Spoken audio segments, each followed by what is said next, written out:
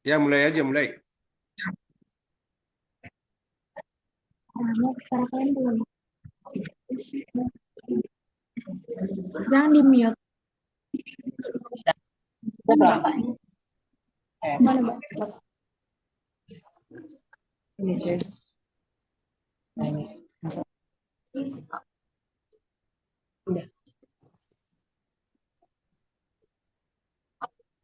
Gak bisa, Jul. Gak ngerti aku di sini. 3 jari aja. Kau yang bilang aku yang beli terus beresin. Kok kok bisa? Nah, oke. Selamat malam, Kak. Kami dari kelompok nomor 13 dalam mata kuliah eklesiologi dan eskatologi. Nah, pada kesempatan kali ini ingin menanyakan Bapak selaku gembala atau pimpinan dari sebuah gereja terkait doktrin atau pengajaran gereja yang digembalakan. Sebelumnya bisa Bapak jelaskan dulu nama lengkap dan em, apa nama gerejanya dan aliran gerejanya. Oke, terima kasih semua. Saya Ranap Aritonang. Sekarang melayani di GKP Jabar, Gereja Kristen Protestan Jawa Barat. Alirannya ya Protestan.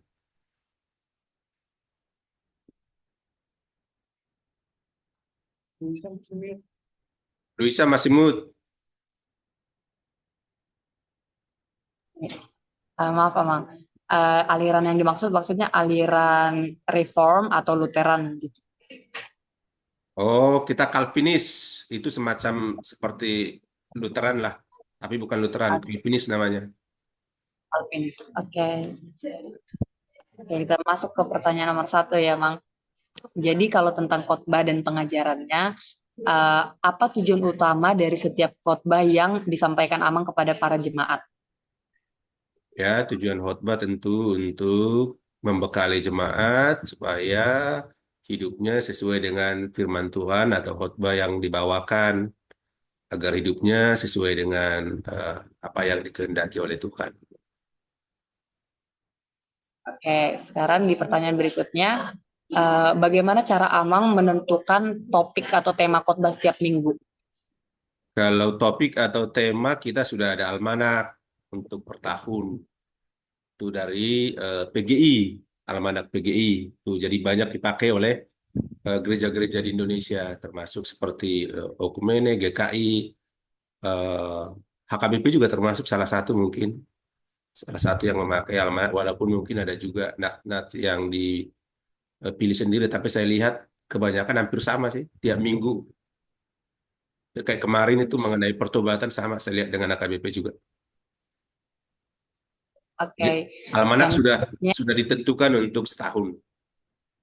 ya, seperti AKBPI ya, Mang, mirip.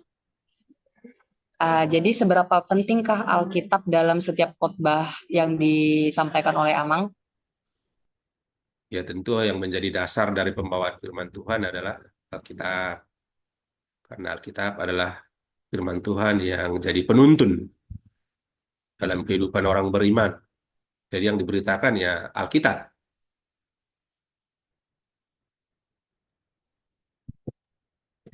Baik, Kamang. Terima kasih untuk jawaban sebelumnya. Untuk pertanyaan selanjutnya, apa ajaran utama yang paling sering Bapak sampaikan dalam khotbah? Ajaran utama Iya. banyak sesuai dengan tema-tema yang tadi.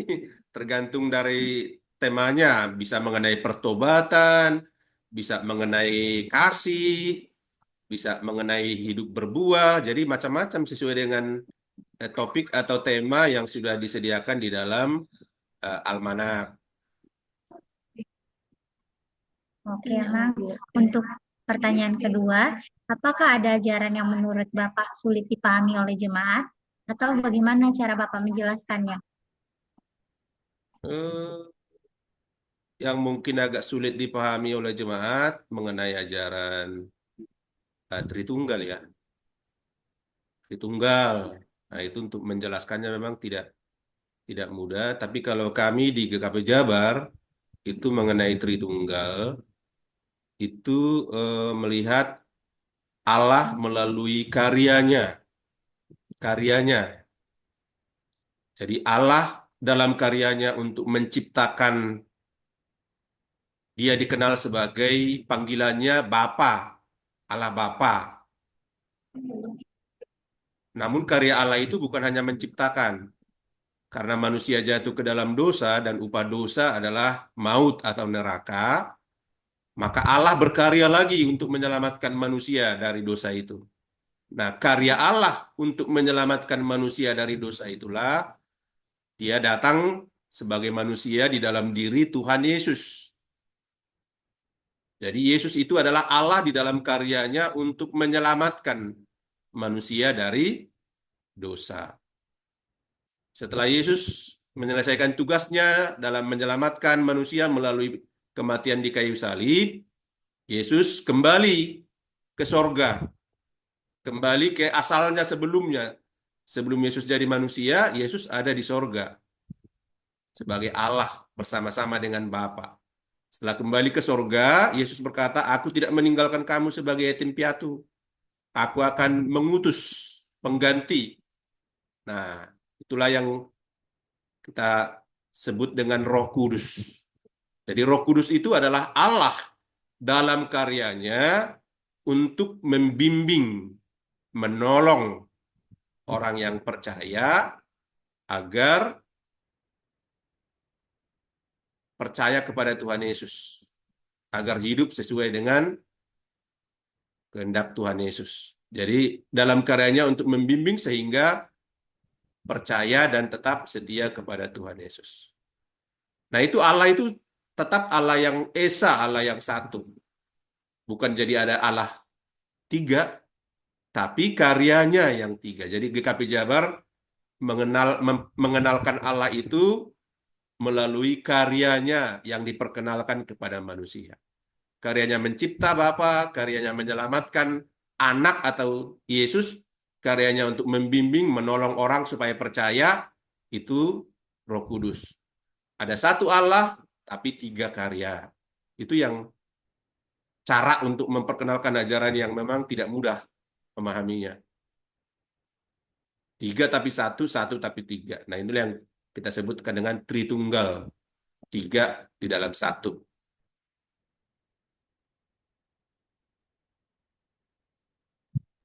Baik, Amang. Pertanyaan selanjutnya, apa tantangan terbesar Amang dalam menyampaikan khotbah di dalam gereja? Tantangan. Iya, iya. Ya, tantangan terbesarnya adalah supaya firman yang disampaikan bisa dimengerti dan bisa juga dipraktekkan, dikerjakan. Tapi nggak selalu seperti yang kita harapkan kan. Misalnya pemahaman setiap jemaat itu tidak sama. Ada yang bisa cepat mengerti, menangkap, tapi ada juga yang mungkin eh, lebih lambat. Jadi harus harus lebih mencari cara supaya lebih bisa diterima oleh semua orang, semua kalangan. Itu mungkin. Oke, oke, Mang. Pertanyaan selanjutnya itu, bagaimana gereja yang saat ini Amang gembalakan itu bisa tetap mengajarkan kebenaran Alkitab di zaman yang terus berubah ini?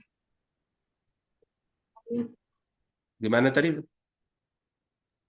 Bagaimana gereja yang saat ini Amang gembalakan bisa tetap mengajarkan kebenaran Alkitab di zaman yang sekarang berubah, kayak berubah-ubah.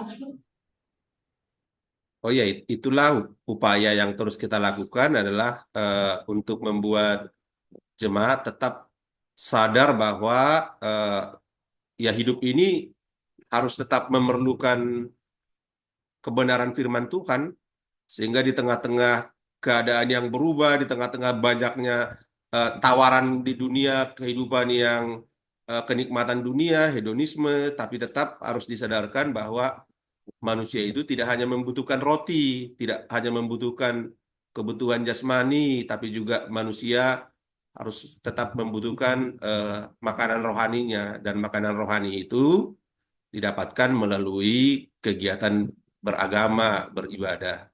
Sehingga ya caranya ya terus mendorong untuk tetap mencintai gereja, tetap mengikuti apa kegiatan-kegiatan yang ada di gereja.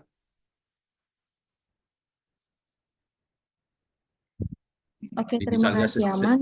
sesibuk apapun tetap harus didorong untuk tidak meninggalkan kegiatan gereja, tidak meninggalkan persekutuan.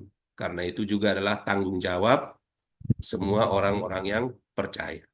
Jadi mulai dari anak kecil sudah harus ditanamkan pentingnya hidup beriman.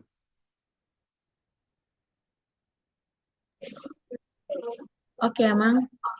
Selanjutnya, bagaimana Amang menjelaskan ajaran gereja agar mudah dimengerti oleh jemaat? Misalnya, Amang sedang mengajarkan mengenai pertobatan. Bagaimana Amang bisa menyampaikan kepada jemaat Amang supaya ajaran itu bisa dimengerti oleh mereka? Ya, mungkin berbagai cara ya. Ada orang yang sekarang langsung memakai misalnya dengan kemajuan sekarang, ada yang memakai apa sistem yang sekarang lah, pakai infocus atau segala macam, membuat gambar, membuat kerangka. Itu kan salah satu cara juga untuk mempermudah. Atau misalnya mengambil dari contoh-contoh kehidupan sehari-hari.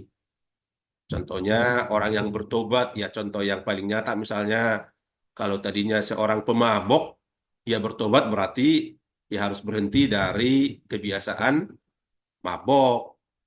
Apa yang mendorong orang untuk mabuk, apa yang harus dihindari untuk tidak jadi seorang pemabok, ya itulah yang harus diajarkan.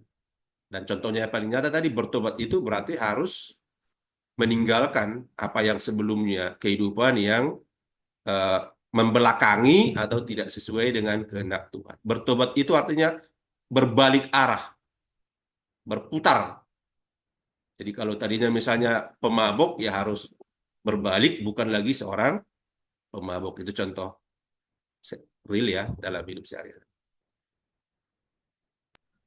Oke, selain itu, Amang, apakah ada program khusus dari gereja untuk membantu jemaat memahami ajaran yang Amang sampaikan? Misalnya, ada kegiatan khususkah untuk pendalaman mengenai ajaran itu atau bagaimana, Amang? Oh iya, contohnya sekarang kan masa-masa prapaskah ya. Nah, di masa-masa prapaskah ini yang paling ditekankan adalah hidup perubahan, pertobatan, merenungkan apa yang dilakukan Yesus untuk penyelamatan manusia, dan masa-masa prapaskah ini sebelum merayakan Jumat Agung nanti merayakan Paskah, yaitu penekanannya tadi adalah untuk perubahan hidup. Perubahan hidup di situ maksudnya yang tadinya lebih menekankan atau mengutamakan hidup duniawi, kesenangan diri, kenikmatan duniawi, meneladani Yesus adalah bagaimana mengutamakan kehendak Tuhan, bukan mengutamakan keinginan sendiri. Jadi kalau Yesus selalu dijelaskan sebagai Tuhan yang mau berkorban, mengorbankan dirinya demi keselamatan umat manusia, maka jemaat juga sekarang diajar berkorban itu seperti apa sih? Mau meneladani Yesus misalnya. Jadi kalau kami ke KP Jabar selama masa Prapaskah ini untuk lebih menekankan pengajaran yang sedang diajarkan mengenai pertobatan, mengenai eh, penekanan untuk hidup mengutamakan kehendak Tuhan, membelakangkan keinginan diri, berkorban. Salah satu wujudnya adalah mengurangi untuk kebutuhan sehari-hari. Nah, misalnya kebutuhan kita setiap hari berapa? Selama masa Prapaskah ini, kebutuhan untuk kepentingan kita dikurangi dan itu bisa dikumpulkan untuk nanti kegiatan gereja. Jadi kita masa-masa Prapaskah ini membagikan ke seluruh jemaat celengan. Nah, setiap hari diharapkan perkeluarga mengisi dari yang seharusnya jatah sehari ini untuk kebutuhan dirinya, itu bisa dikurangi dan disisihkan untuk celengan yang tadi. Nanti di Paskah itu akan dikumpulkan dan hasilnya itu semua untuk pelayanan gereja. Jadi contoh berkorban artinya mengorbankan dari apa yang menjadi kepentingan kita, kebutuhan kita, itu disisihkan untuk kepentingan pekerjaan Tuhan, untuk pelayanan. Terima kasih Amang.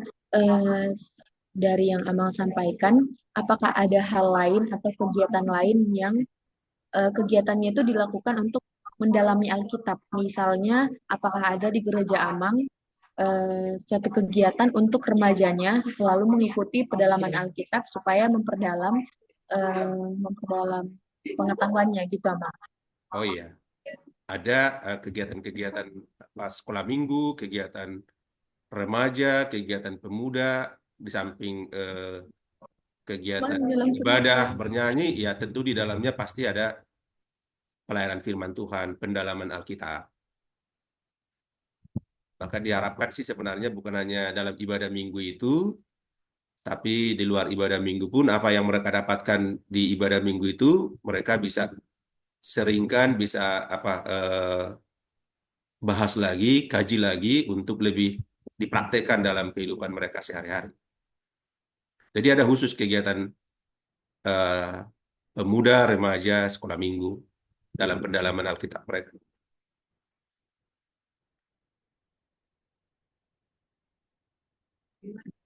Oke, Amang, terima kasih, Amang. Terus,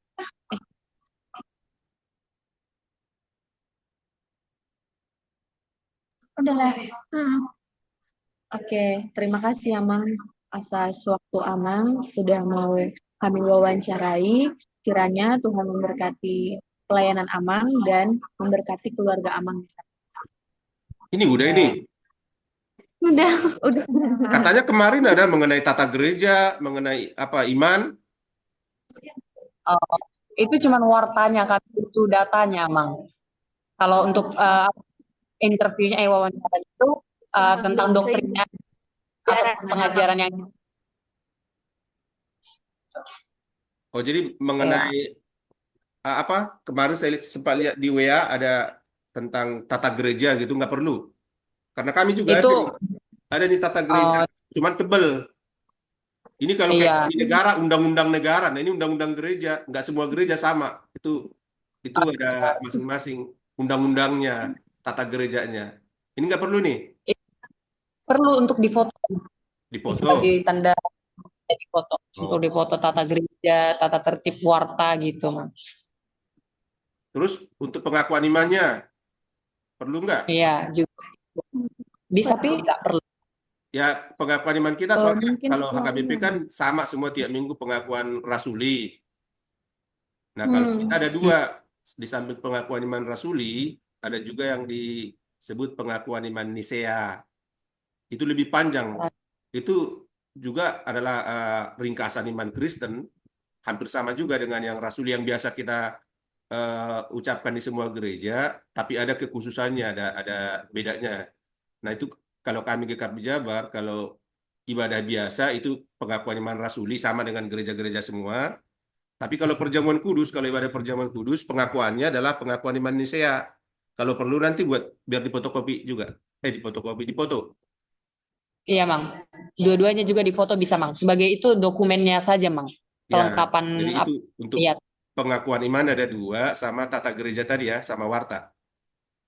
iya, Mang. Itu bisa difotokan saja nanti, Mang. Ya udah. Udah, itu aja. Oke. Terima kasih banyak, Mang. Selamat malam. Terima kasih. Tuhan Yesus memberkati. Selamat malam. Semoga sukses semua. Amin. Shalom.